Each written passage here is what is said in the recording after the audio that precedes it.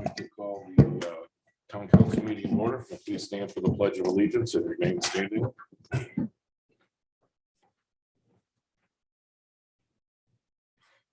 Pledge allegiance to the flag of the United States of America and to the republic for which it stands, one nation, under God, indivisible, with liberty and justice for all. Councilman Marker will now read the names of any police officers that have been murdered since our last meeting. Deputy Sheriff Austin Derek Aldridge of the Spartansburg County Sheriff's Office, South Carolina. End of watch Tuesday, June 21st. Cause of death, gunfire. Detention Officer Jeremy James Story of the Perry County Sheriff's Office, Arkansas. End of watch Wednesday, June 22nd. Cause of death, gunfire. Sergeant Richard Lopez of the Yavapai County Sheriff's Office, Arizona. End of watch Tuesday, June 28th. Cause of death, gunfire. Reserve Officer Jeffrey Richardson of the Poteet Police Department, Texas. End of watch Wednesday, June 29th. Cause of death, vehicular assault. Deputy Sheriff Bradley Stevens Henry Johnson of the Bibb County Sheriff's Office, Alabama. End of watch Thursday, June 30th. Cause of death, gunfire. Captain Ralph Harlow Roger of the Prestonsburg Police Department, Kentucky. End of watch Thursday, June 30th. Cause of death, gunfire. Police Officer Jacob Russell Chaffins, also the Prestonsburg Police Department, Kentucky. End of watch Friday, June 1st. Cause of death, gunfire. Deputy Sheriff William Edward Petrie of the Floyd County Sheriff's Office, Kentucky. End of watch Thursday, June 30th. Cause of death, gunfire. And finally, Police Officer Lauren Michael Courts of the Detroit Police Department, Michigan. End of watch Wednesday, July 6th. Cause of death, gunfire. Pastor Sluter. Thank you, Rick. Heavenly Father, we come before you tonight. Our heart goes out to the families of these officers who've given their lives in the line of duty. We ask that you would extend your special strength and comfort. We ask for tonight's meeting, Lord, that your grace would be upon everything that's said and done. We thank you for all that you do in our community, for us personally, and for our families. And we just ask, Lord, that you would grant wisdom for this meeting. In Jesus' name we pray. We give you the thanks and the honor and the glory for it. Amen. Amen. Thank you. Take care. We have the roll call, please. Councilmember Jim Marker, Present. Councilmember Larry Balla, Present. Council President Rick Rifa, Present. Councilmember Melissa Robbins, Present. Councilmember Tony Hobson. Present. Each member received the copy of the June 21st minutes. What's the pleasure of the council? Move to approve. Second. We have a motion and a second. Any discussion? All in favor of the motion signify by saying aye. Aye. Opposed, no. Motion carries. We have claims, please. Claims from various funds in the amount of $3,673,187.49. Move to approve is read. Second. Motion and a second. Any discussion? All in favor of the motion signify by saying aye. Aye. Opposed, no. Motion carries. We have the announcements, please. The announcements for the evening are, number one, the next town council meeting will be on Tuesday, August 2nd at 7 p.m. There will be a study session before the meeting at 6:30 and one will follow if necessary. The EMS board meeting scheduled for tomorrow, July 20th, has been canceled. Item number three, there will be a stormwater board meeting Thursday, July 21st at 1:15 p.m. Item number four, there will be a sanitary board meeting on Thursday, July 21st at 1:30 p.m. Number five is a notice of public hearing August 2nd, 2022 concerning a community development block grant. Item number six, notice of public hearing for water rate increase on August 2nd at 7 p.m. And the last item is a redevelopment meeting on July 26th, a study session at 6:15 and a meeting to commence at 6:30. Thank you. Communications, Ms. Roberts. We have a request from Rockapelli to hang banners at the corner of Broad and Ridge on the bike path and at Franklin School. Make a motion that we allow them to hang their banners for this weekend's Rockapelli. Second. Motion and a second. Any discussion? All in favor of the motion signify by saying aye. Aye. Opposed, no. Motion carries. Reports, Public Works? No report. Police? No report. Fire? No report. Building Commissioner? No report. There's no finance report. This time I'll open the floor for public comments. If anybody has a comment or question on any agenda item, now would be the time to bring it up. All right, we will go straight to new business. First item is a water rate increase proposal. We have Caitlin from Reedy Financial on with us on the Zoom. Can't see her, but we can see her name. So Caitlin, if you want to explain what the rate increase entails and what your company is proposing. Yeah, absolutely. Thank you so much. I am keeping my video off just so that my internet kind of stays connected to you guys. It's more apt to do so if I take my video off. So I'm going to go ahead and share my screen just so you can see what I'm looking at. Give me just a second.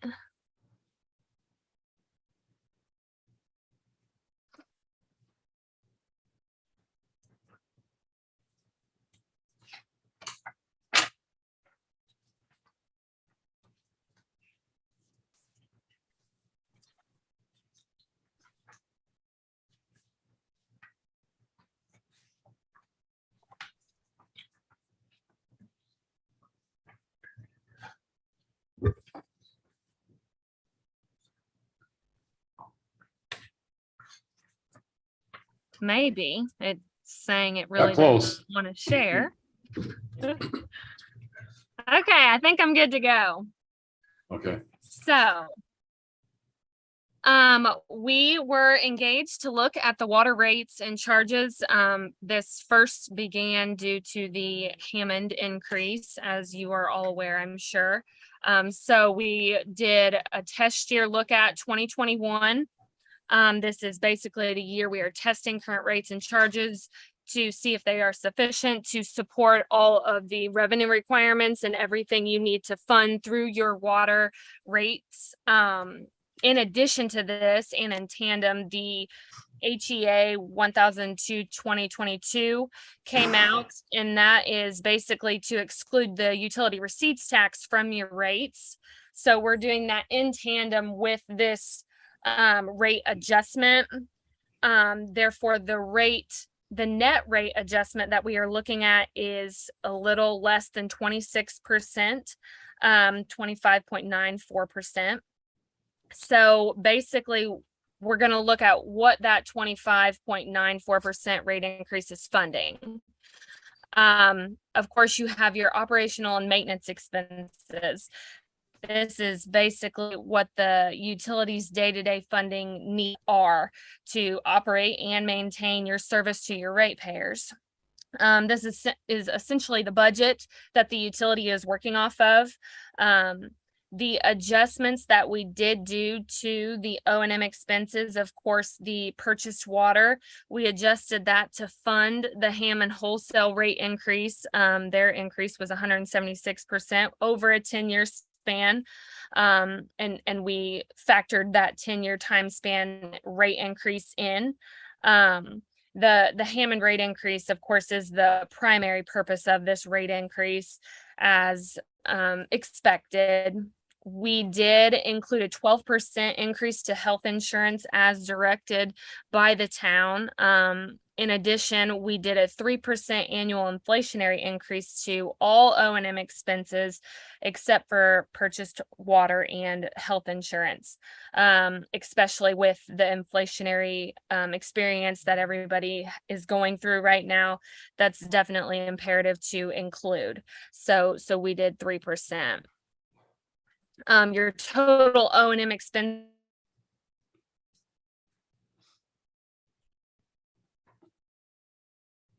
We lost you.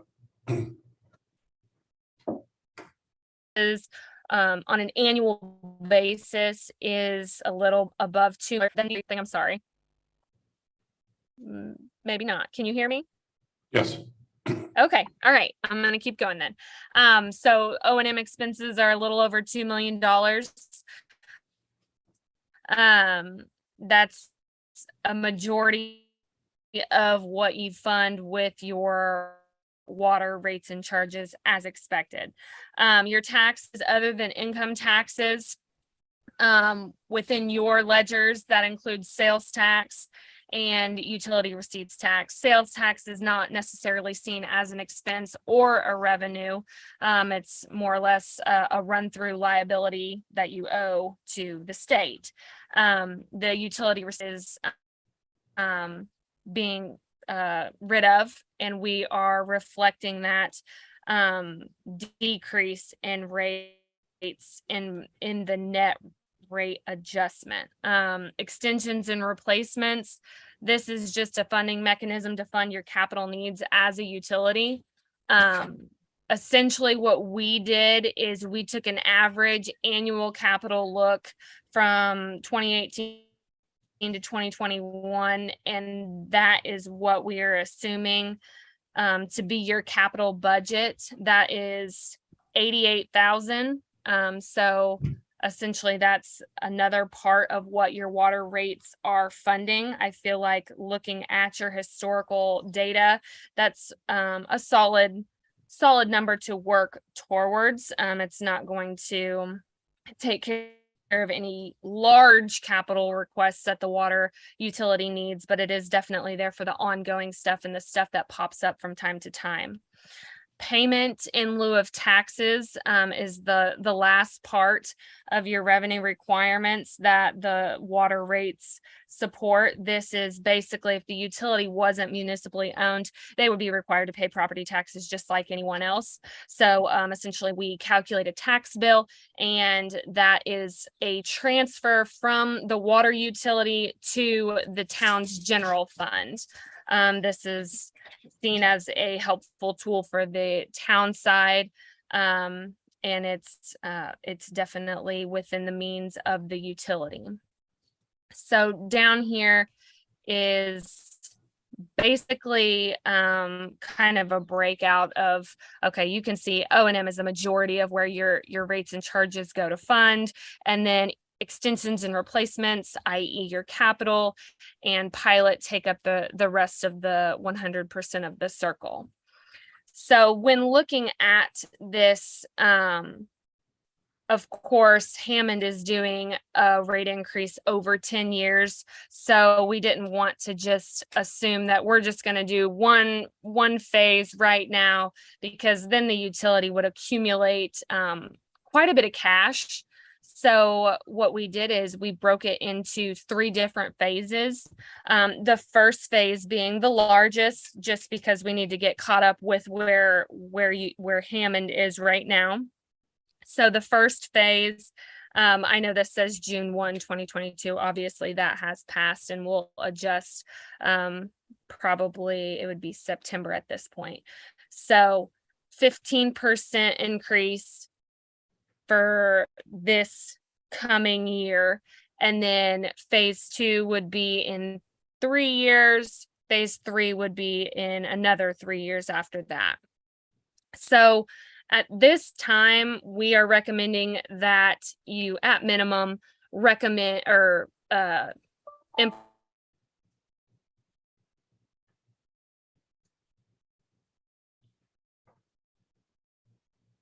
Oh, we lost you, Caitlin.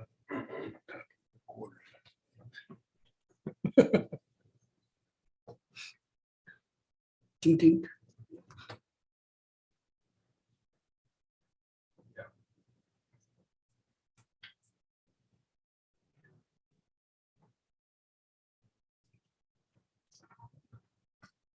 Give her another few seconds. Go to commercial.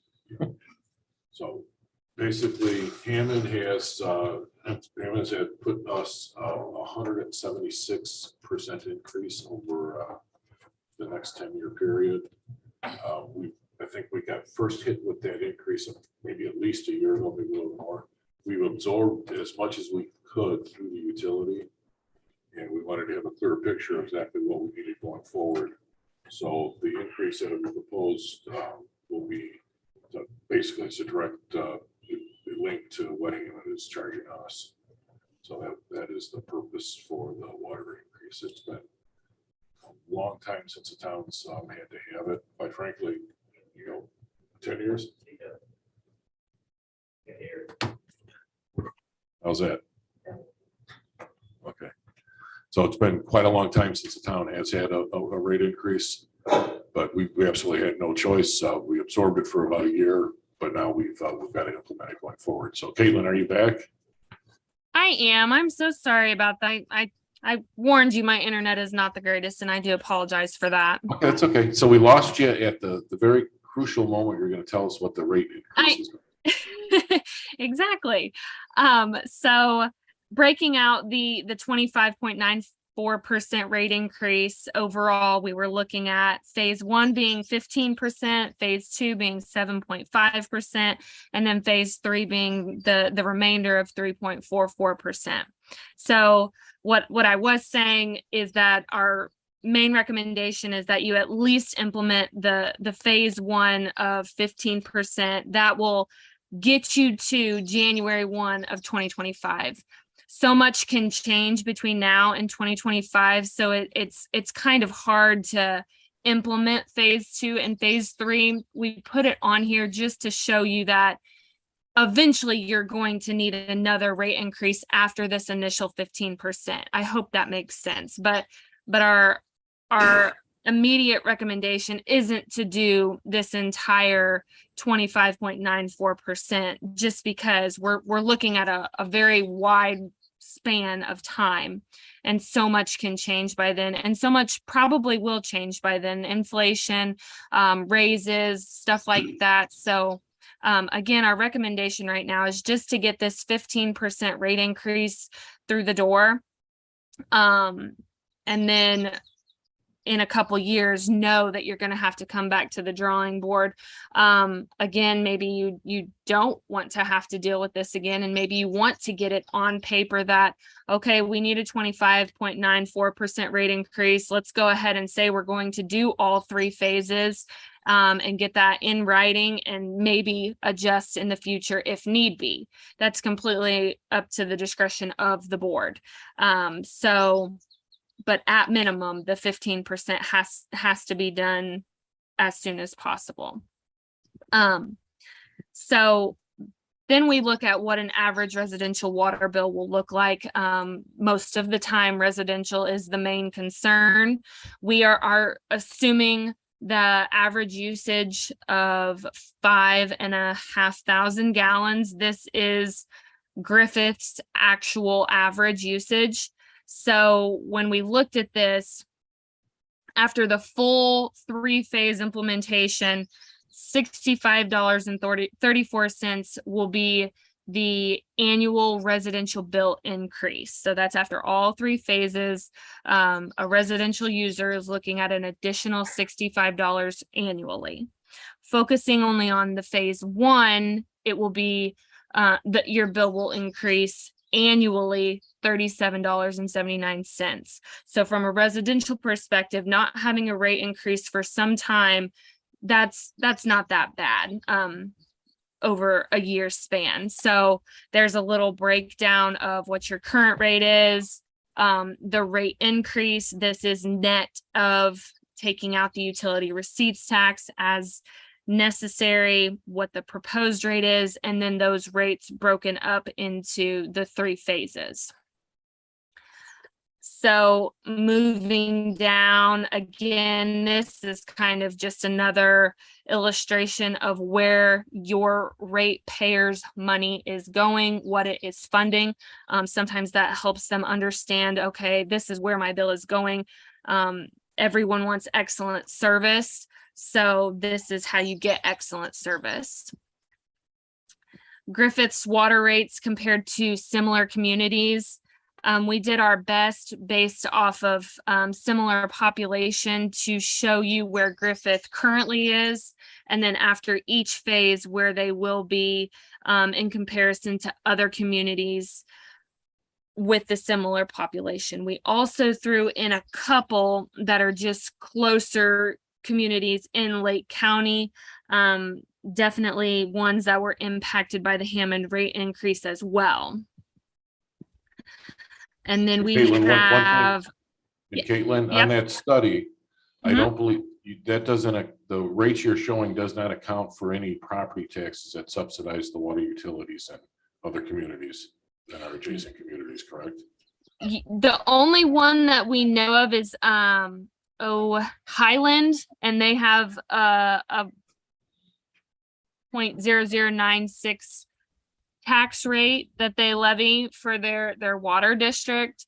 Other than that, we don't have any other data of units that levy a tax rate for their utility. Okay, thank you. Yes. So, and that's a great point to make very aware. Griffith is not one of those communities that levies a tax rate to support their utilities. So, what you see in this document is what is the rates and charges that all of the users are contributing. That's what's paying for their utility service. So, this is another illustration. I feel like this one's kind of easier to see where you stack up against all of the other units. You can see even after your phase 3, your rate is still quite low. And that's a good thing. And that's something to be proud of course, for providing a service that is still at an affordable cost for your users. Going down, this is basically kind of concluding everything that we have talked about. Rate increases are inevitable. Unfortunately, I know users don't like to see their rates go up, but every service has to account for inflation and everything that's going on in the world. I feel like the rate increase that we are proposing is very I don't feel like it's very high. I feel like it's definitely taking into consideration all of the residential users. And I believe I came in when Rick was saying it's inevitable with the Hammond increasing their rates. The town can only absorb it for so long. So that's where I will leave it. And if anybody has any specific questions for me, please let me know. I know we plan to have the public hearing August 2nd, as it was discussed before, and we'll make sure that public hearing notice is in the paper for that, and I will be in attendance if needed. Okay, all right, thank you, Caitlin. Absolutely. All right, we will go on to the next item, Mr. Hobson. Yes, I would, we've had a discussion with Alfredo Estrada of Burke, Costanza, and Carberry. And we are looking to engage his services to help create a new procedure for blighted and nuisance property that will help us deal with these properties quicker and more efficiently. We're looking to do a contract with him at a T&M rate. So I'd like to make a motion that we allow Rick Rifa to sign this engagement letter. Second. We have a motion and a second. Any discussion? All in favor of the motion signify by saying aye. Aye. Opposed, no. Motion carries.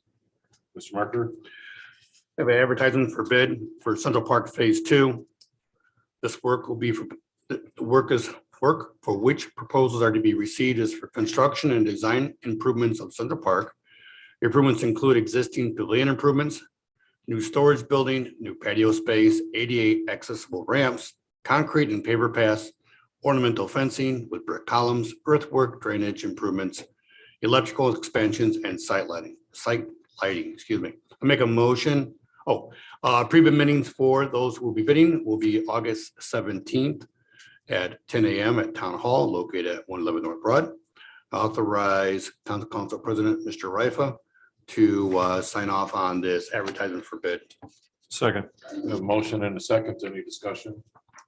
All in favor of the motion signify by saying aye. Aye. Opposed, no. The motion carries. Right, next item. I have that. It's a change order for the Reeder Road water main. There is a list of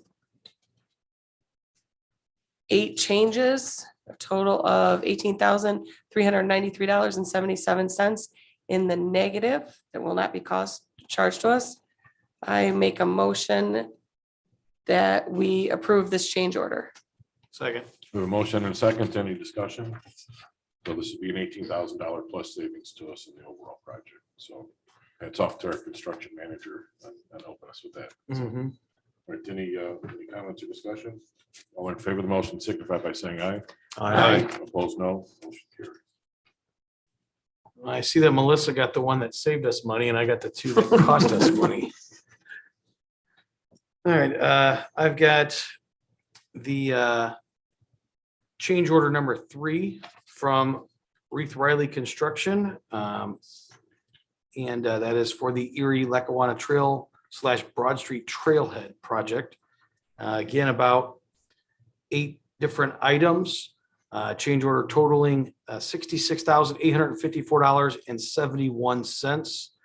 For a job of this size and with the way materials are going and extra things needed, it's not too sizable of a change order. So I'd like to make a motion that we approve change order number 3 in the amount of $66,854.71. Second. Motion and a second. Any discussion? All in favor of the motion signify by saying aye. Aye. Opposed, no. Motion carries. Mr. Thompson? With the same project, I have change order number 4. This is less of a thing, but they've got some subgrade that needs to be done, some mulch and whatnot. This change order is for $10,581.48. Again, that's $10,581.48 for change order number 4. I'd like to make a motion that we approve that change order. Second. Motion and a second. Any discussion? All in favor of the motion signify by saying aye. Aye. Opposed, no. Motion carries. Mr. Marker? Mr. President, I have a supplemental agreement for a Pazer pavement reanalysis and MVH review. Pazer stands for Pavement Surface Evaluation Rating. This is analysis of our town's alleyways. Excuse me, it's a hiccup there. Analysis of the town's alleyway system, which will be conducted utilizing the GIS. And traditional center lines is utilized by state and federal agency. The FNS inspection team will visually rate each alley. The pavement management program relies heavily on the pavement data collected as part of this task. The Pazer evaluate method rate this Pazer, boy, who wrote this, or maybe read it.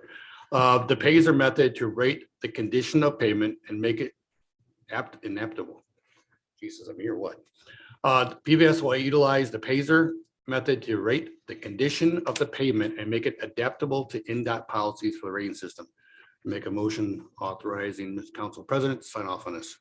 Second. A motion and a second. Any discussion? No more of those. In plain language, what this is going to do, they will inspect all of our alleys, rate them. The last time the town had paved all the alleys well over a decade ago.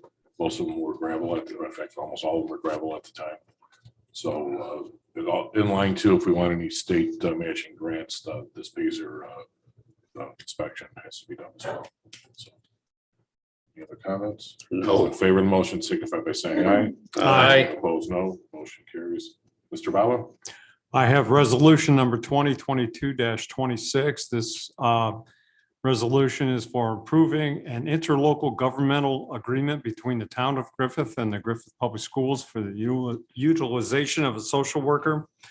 And so whereas the town of Griffith and the Griffith Public Schools desire to enter into a joint agreement to provide for crisis intervention of requiring immediate assistance with mental health assessments, short-term counseling and referrals, providing victim and witness support, and follow up on his incidents reported to the police that require further assistance, and also to develop and implement strategies to proactively address the needs of the community, particularly those related to domestic violence, child and elder abuse, sexual abuse, substance abuse, and mental illness.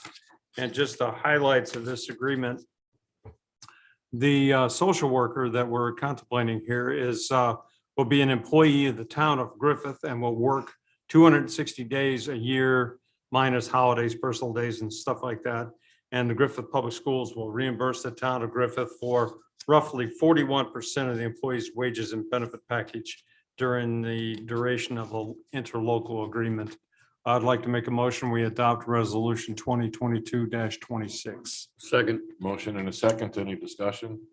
All in favor of the motion signify by saying aye. Aye. Opposed, no. Motion carries. Ms. Robbins? you have the next I have item? resolution 2022-27, a resolution to transfer appropriations. Whereas in the appropriations of funds in the budgets of various departments of the town of Griffith, there is a need to transfer fund appropriations. This is a transferring of $10,000 from the general fund. We're changing appropriations numbers is what this is. I make a motion that we approve this resolution. Second. Motion and a second. Any discussion? All in favor of the motion signify by saying aye. Aye. Opposed, no. Motion carries. Mr. Mercury, you have the next item? I do. I have request by petitioner Matt Murphy to change the zoning for the property he owns at 540 North Broad Street from PB to R2. On June 20th, a public hearing on petition number 2022-04 filed by petitioner Mr. Murphy, the owner of the property, requesting that the property rezoned. This received a favorable approval granting the petitioner rezoning at this location from PB to R2 by the planning commission. I make a motion approving this favorable recommendation and allowing the zoning to change, move forward. Oh, I can't speak today. Second. We have a motion to accept the finding of facts. And a Thank you. second. Is there any discussion? All in favor of the motion signify by saying aye. Aye. Opposed, no. Motion carries. Mr. Wallace. I also have something coming from the Plan Commission. It was a request by petitioner of the Griffith Public Schools located at 600 North J Avenue in Griffith, Indiana, for a change in zoning from R2/open space to all R2. And basically what this was an appeal to, they have the property over by Reedy School. That's actually two different zonings, front half where the school's at, or Wadsworth, excuse me. The front half where the school building is at is zoned R2. The back half where there isn't anything is zoned open space OS. And they requested to make the whole thing R2. So we're just changing the zoning so that that one lot will all be the same zoning. And we have the finding of facts here from our attorney that there was one remonstrator who made some comments during the thing, but actually had nothing to do with the zoning. And the zoning actually is a good thing. It kind of cleans up that property. So I'm also making a recommendation that we accept the findings of fact from our attorney. Second. We have a motion and a second. Any discussion? All in favor of the motion signify by saying aye. Aye. Opposed, no. The motion carries. Mr. Bradley, you have the next item as well. Okay, this is an ordinance, number 2022-28, approving the rezoning of 540 North Broad Street, as was previously mentioned, going from a PB to an R2. And I don't want to restate everything that Mr. Marka just stated, but I'm making a motion. This would be a first reading, yeah, so we can't do anything unless we want to suspend the rules. Make a motion that we suspend the rules. Second. We have a motion and a second. Can we have a roll call vote, please? Councilmember Jim Marker, In favor. Councilmember Larry Bella, In favor. Council President Rick Rifo, In favor? Councilmember Melissa Robbins, In favor. Councilmember Tony Hudson. In favor. All right, now that we're suspending the rules, I'll make the motion that we adopt ordinance number 2022-28 regarding the property at 540 North Broad Street. Second. Motion and a second. Any discussion? All in favor of the motion signify by saying aye. Aye. Opposed, no. Motion carries.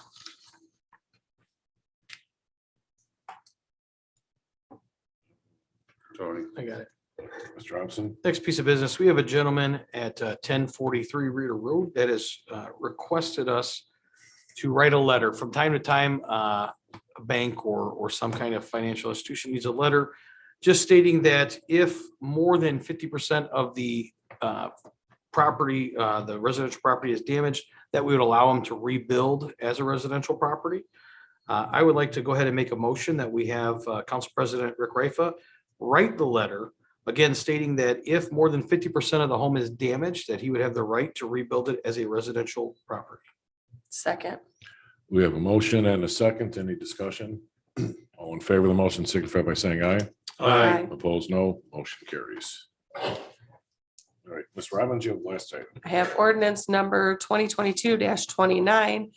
An ordinance rezoning 600 North J from open space to R2, which Mr. Bala stated earlier with the Plan Commission's finding of fact. I'm not going to reiterate this, but I'd like to suspend the motion or suspend the rules to vote on this tonight. Second. We have a motion and a second to suspend the rules. Could we have a roll call vote, please? Councilmember Jim Marker. In favor. Councilmember Larry Bella. In favor. Council President. In Rick favor? Rico, Councilmember. In Melissa favor. Robbins, And Councilmember Tony Hudson. In favor. Rules are suspended. Make a motion that we allow the ordinance rezoning of 600 North J from open space to R2. Second. We have a motion and a second. Any discussion?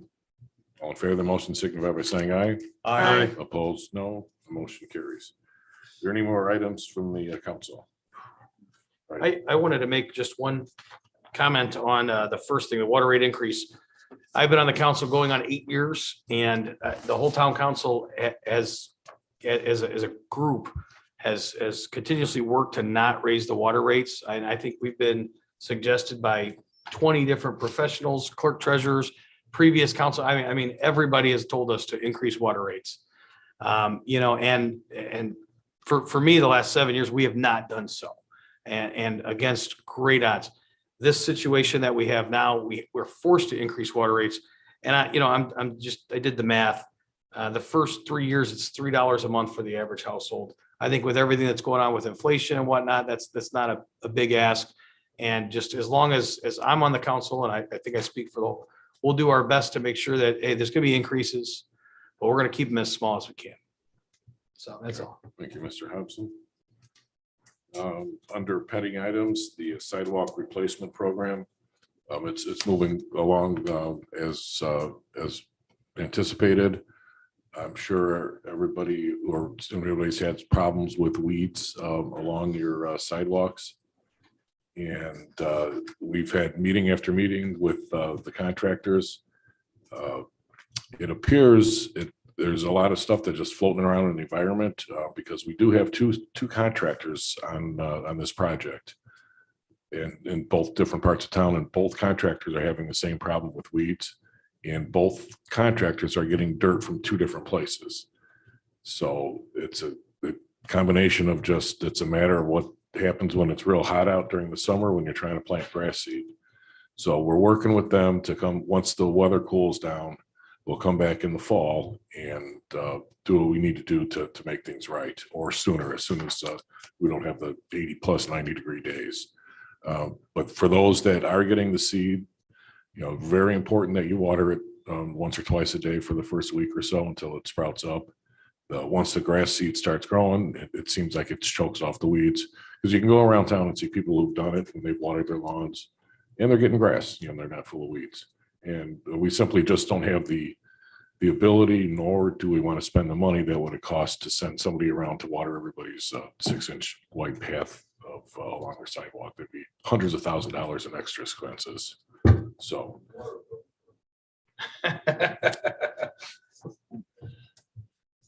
Probably. So all right, yeah, it wouldn't be up that much. So, all right. But we do have a sprinkling discount during the summer. So that's in effect for 4 months up until I think the middle of September, the September billing. So, all right. Other than that, Mr. Rabb, is there anything else that we need to update on the sidewalks? You know, I think the only thing I was gonna add is his contract A. It's 30% complete now. And that's the area from the tracks to Colfax and that portion of town. Contract B is on the opposite side of the tracks to the bike trail. We're now 45% complete. Contract B, with the immediate focus now around the schools from St. Mary's, Wadsworth, and the Griffith High School. You can see as the schools are out, we're focused on making sure we get those areas done, so they're ready to up and running as school starts back up in early August. So, some round numbers for where we're at. All right, great. Okay, for the police department, town hall construction, we are still struggling with the inflation and the crazy material supply issues and costs.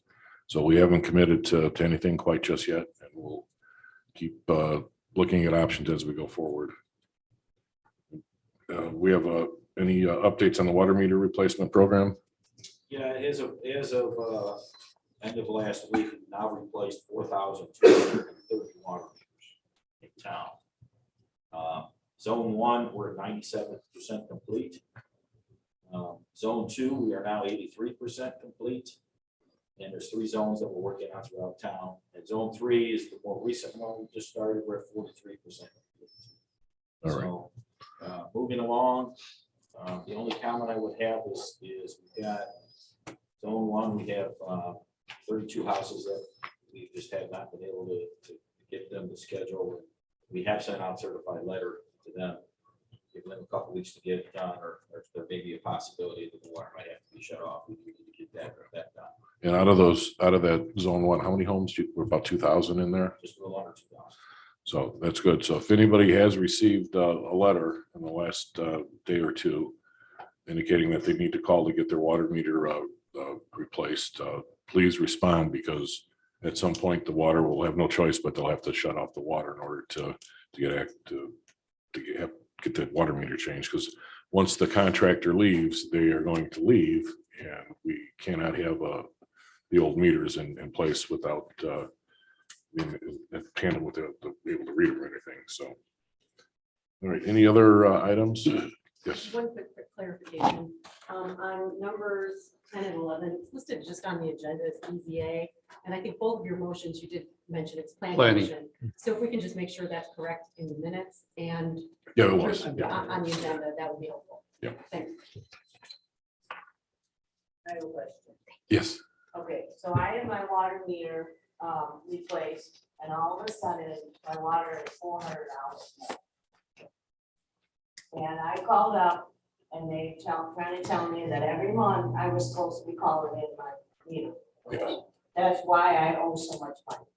Is that correct?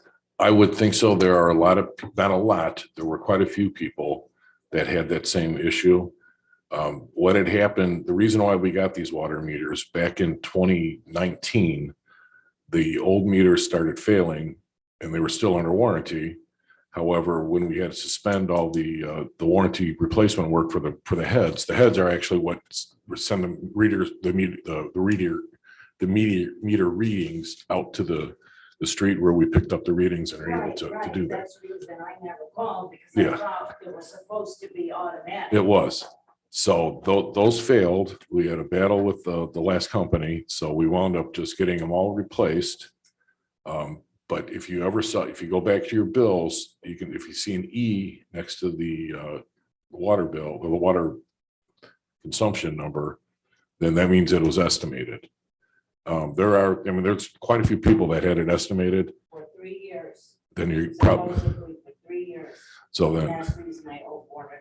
So that would be 36. It would be, it doesn't, 400 seems like a lot, but it's about $9 a month.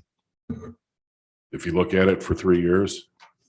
Yeah, $400. I know, but if it was over like a 2-month period, we can look at it, but literally it's been 36 months. So roughly $9 a month is what you weren't paying, because you're estimated, maybe you had a low month when it was being estimated and things changed. That's why I guess the calling every day. Well, we had sent out letters, phone calls, put it in the newsletter, saying that even if you didn't get it in every month, we said, at least call it in. So we've got a basis to start off with, so you don't get hit with the big bill. We've been saying this since 2019, 2020. I mean, dozens of times we've tried to communicate it to people. And I'm sorry that you have that bill. We can certainly try to work with you on the repayment terms on there, so it's not a big hit. Just work with our clerk treasurer's office and we'll see what we can do. All right. Any other comments or questions? I have one. So the weeds, as far as saying that the people that watered them got grass, I can assure you I was off for 3.5 weeks due to rehab from shoulder surgery. Okay, I watered my grass, well, mostly just right at the dirt line there that was placed twice a day in that time period. And I probably had the tallest weeds in the neighborhood, but I sure don't have much grass. really? Okay, I started to get grass that would come up at around 4 days. okay, Any grass that comes up before about 10 days is annual grass. So Okay. it's not gonna come up next year. okay, That's the only grass that I really saw around 4 Okay. days. Part of the problem may have been, thunderstorm came through, washed all the seed out. They lowered my sidewalk over a foot and had to cut back into my yard so that I could actually cut my grass. okay, But the weed problem continues. okay. I know it's not good. Everybody's at a loss to figure out why it's happening, because it's I've like, spent thousands of dollars over the years to a lawn service, to get the weeds out of my yard and then keep the weeds out of my yard. I got it under control where we can go to home improvement stores and, treat it ourselves to keep the weeds out. And now the weeds have been reintroduced. They're flowering, they're gonna be seeding. And if we wait until fall, we're gonna be back at the beginning of weeds everywhere. are you cutting the weeds at all? I'm not cutting the weeds. I'm not gonna redistribute all that in my yard. Okay, I mean, they need to be sprayed. That's the right way to do it. A landscaping company would put that dirt down, knowing that those weeds are gonna come up, because it always comes up in topsoil. Go out to any topsoil pile that's been stripped at any master earthwork subdivision, those exact same weeds are all over all of that topsoil. It's a natural thing that happens. The way that they fix it, once they place it, they spray it so that the weeds don't emerge. we had discussed that. Quite frankly, the contractors had gone out into some neighborhoods and basically got cussed out and to get off, they didn't want to, they got cussed out by some residents, didn't want it on their property. You're not spraying here, you're gonna poison me. So I mean, they can't win. I feel, Yeah. you're damned if you do, damned if you don't. But if collectively, anybody has any suggestion, please bring them on. If you've had success or not success, they're open to it. But it appears the best thing is probably just to come in once we get a little bit better weather for growing grass and just clean the top of it off, maybe all of it off, whatever they need to do, and start over. But they've talked to some of the I don't know what you call the horticulturists or something, and they're saying to whack the weeds down, cut them with your lawnmower so they don't flower. Okay. I don't know. I'm not an expert by any means, but that's what somebody suggested. So I have another thing. At my house, in 2 locations, they put the sidewalk in the front first of the front corner, so Okay. 402 North Boulevard. When they put the sidewalk in the front, they changed the elevation enough that they, at their own discretion, decided to come onto my property, cut my sidewalk out and replace it without any discussion from me first, which did make me very happy. And after that, they took the second sidewalk. It's along Miller. My driveway crosses that sidewalk to get it out of my garage. And they cut 18 inches or so, maybe 20, beyond the sidewalk into my private driveway for no apparent reason. And today they filled it with concrete instead of removing the rest of the concrete, as was discussed with BFNS. Okay. So I did have a discussion with him, and he said something about a meeting next week, but Okay. I was just wondering if there was anybody else in town that had the contractor come out, just hack up their private stuff. I'm not aware of anything. Mr. Rab would probably hear before we would. I know the contractors were under, they're under instruction to put as minimal amount of concrete as down, not to tear out anything that doesn't need to be torn up. So they wouldn't have done it just willy-nilly I'm sure they would have had a reason. The one in the front, I can see that they needed to adjust it. Okay, because we don't want them But doing they it. could have talked to me about it. Yes, I agree. And if it's in the parkway, that would be in the town's right away. If it's on your private property, then they should have spoke to you. It was on my property. Okay. As well as the driveway. Or I would say, talk to Mr. Rab. He may be aware of the meeting coming up. I'm sure they would include him if they do that. Okay. Thank All right. Anybody else? Yes. If possible, always change orders. Are those accessible? Look them up. Yeah, give you a copy of it if you want to. So. all right. And just, some are good because they went down, some were just omissions in the original design, to be honest with you. Reader wrote one. Take it down 4 more hours. No, the change orders were changed. Not for $10,000. She saved 18. Yeah, it's true. Okay, I'll give you a copy after that. Yeah. Okay. Yes. I just wanted to add a few positives about the sidewalk, so the schools are very pleased with how the sidewalk turned out. There's like a raised level for the handicap access, wheels for access. Also, it's really nice to see kids that are walking and running and riding their bikes. They've never had. So I just wanted to point that out. And for the children of Griffith, it was a huge day with that sidewalk report for them, so. Good. All right, Thank you. And I just want to say that there are some people in this town that object to riding the bus. Who insist that it's illegal, but, I don't know, is there a? October 16th. Chief? I think it should be written down the street. If you're gonna follow state code. Yeah, I'm all for riding a bicycle on the sidewalk. I happen to know somebody. That's something that people- Guns drawn. Why don't you take a poll on Facebook, Kathy? And the experts will tell us. So, all right, anybody else? that want- comment? Yes. I was just gonna bring up two things very quickly. One of my neighbors, they had to his yard to change the elevation on the sidewalk. It was making it fine. So, you know, that was the same type of situation. Same thing. That's only part of it though. I mean, if you stand back, you look down the street, they blew the grate to begin with. And they didn't remember what they took out. So when they put it back, they replaced the same. I had them on site, discussed it.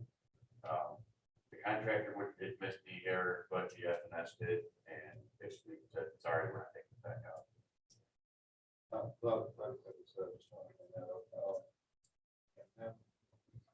Say something about the attorney, say something about the address, that's 540. That's, Okay. that it's the wrong address, is that what you're saying? Yeah, circular table has another issue with number 10. I think it was. Yeah, it says it's 540 North Broad, and the legal description on the page is correct, but I believe it's 430 North Broad. And that's the legal description for 430 North Broad. Is that correct? Is that what you know too? Just want to make sure that's, we're suspended on that vote, so. make sure that- But the legal description is correct, that I'm So it's 4:30, you said? 430 North Broad. Do we have to revote? I think the finding the facts, yeah, the legal description. included It properly. does have the proper legal description. but- Okay, all right. Yeah, I'm sure that it's reflected. 430, the motion was with the wrong address. Any other comments or questions? I think the meeting is adjourned. Here's the whole